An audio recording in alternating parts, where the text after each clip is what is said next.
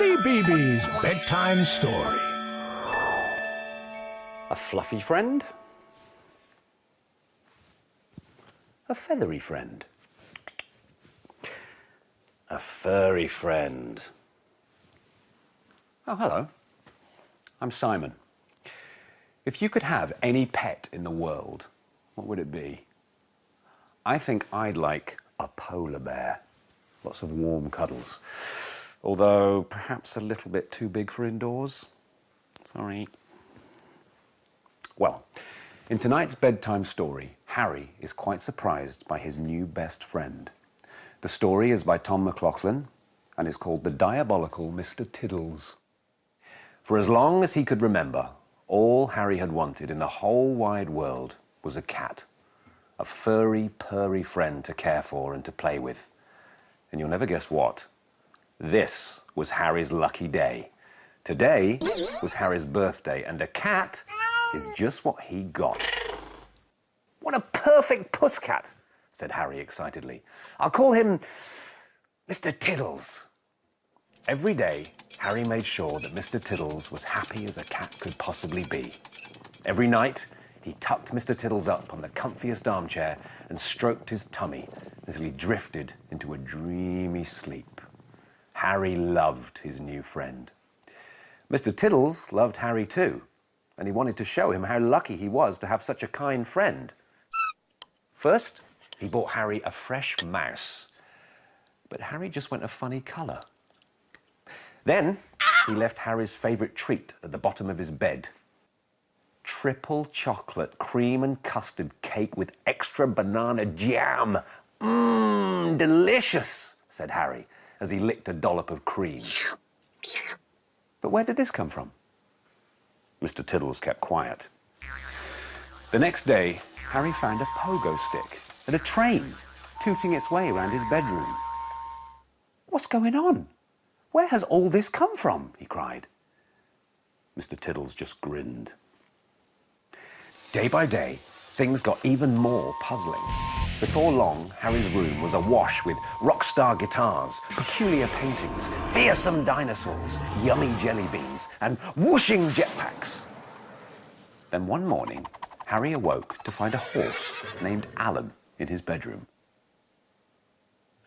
It was the last straw. What are you up to, Mr Tiddles, you rascally cat? He cried. Mr Tiddles didn't make a sound. He just went a little red in the face. What mischief was Mr Tiddles getting up to while Harry was asleep? That evening, Harry followed Mr Tiddles as he vanished into the night, slinking along high wires, leaping across rooftops, and jumping over rickety fences. It was a job for Harry to keep up until Mr Tiddles reached the home of the Queen. Oh my, said Harry, as the rascally Moggy squeezed through the railings and started to scale the wall. Mr Tiddles is a cat burglar! How diabolical! Taking a deep breath, Harry followed Mr Tiddles over the palace gates, up the palace wall, and in to the royal bedroom. Stop! Shouted Harry, just as Mr Tiddles swiped the crown right off the royal head. Mr Tiddles froze, the Queen woke up, and Harry started to fall. Help! He screamed. Whoosh! Quick as a flash, Mr Tiddles dropped the royal crown and dived across the room. Ah! With a swish and a swoop and some splendid acrobatics, Mr Tiddles grabbed Harry's shoelace and hauled him back through the window. Phew! That was close, sighed Harry, as he and Mr Tiddles landed in a heap at the Queen's slippers. The Queen, however, was not amused. Guards! She called. Arrest these two intruders for acts of cheekiness against the crown! No! Cried Harry. Please, your Majesty. Mr Tiddles isn't a bad cat. He's just been taking things because he cares for me so much. You mean he's stolen other things too? Cried the Queen in dismay. She scratched her royal head, and a royal thought popped into her royal brain. It's wrong to steal, she snorted, but I think Mr Tiddles has learned his lesson.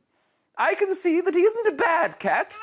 If he promises to give everything back, we'll say no more about it. Mr. Tiddles looked up at the Queen and gave the cutest furry purry pussycat smile he could muster. With no more time to lose, Mr. Tiddles returned the grand piano to the conductor at the Opera House, the whooshing jetpack to the astronaut, and the noisy guitar to the rock star man. And Alan to a very relieved cowboy. When they were finished, Harry gave Mr. Tiddles his biggest, bestest, squeezy hug. The two of them agreed then and there that having each other was the best present anyone could wish for. The end. That story was called The Diabolical Mr. Tiddles. I think Harry and Mr. Tiddles are going to be the best of friends and have lots more squeezy hugs, don't you? Now, have you snuggled down and given your favourite toy a hug? Because it's time for you to go to bed. I'll see you soon for another bedtime story. Good night. There they are. I've been looking for these everywhere. I'm sure they weren't there before.